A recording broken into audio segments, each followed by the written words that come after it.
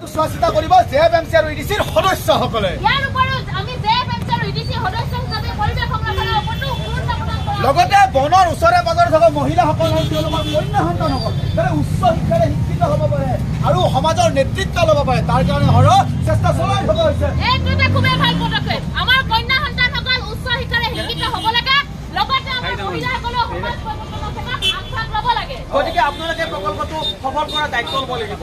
আপোনালোকৰ অংশগ্ৰহণে হ'ব সক্ৰিয় অপৰিহাৰ্য। কেৱল মানুহে প্ৰকল্পটো জীয়াই ৰাখিব লাগিব। ৰাইজ আপোনালোকৰ সহায় সহযোগিতাই হ'ব আমাৰ সফলতাৰ মূল চাবিকাঠি। লগতে দৈনন্দিন জীৱনত আমি সৰু সৰু কিছুমান কাম কৰি আমি আমাৰ পৰিৱেশটো নিকা কৰি ৰাখিব পাৰোঁ। ৰাইজ আমি মুকলি ঠাইত জাবৰ জোথৰ পেলাই য'তে ত'তে জাবৰ জোথৰ পেলাই আমি আমাৰ চৌপাশ লেতেৰা কৰিব নালাগে।